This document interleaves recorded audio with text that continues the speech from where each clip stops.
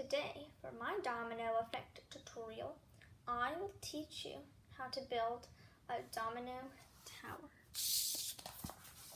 All you need is a hard, flat surface and some dominoes.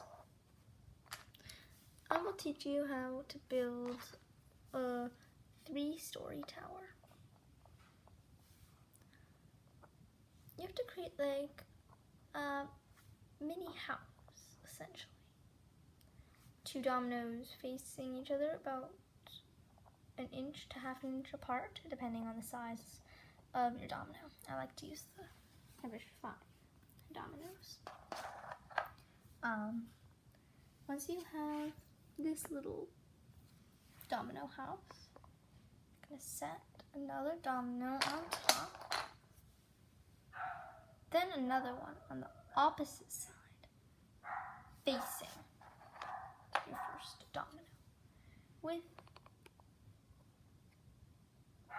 a little roof on top. I'm going to add another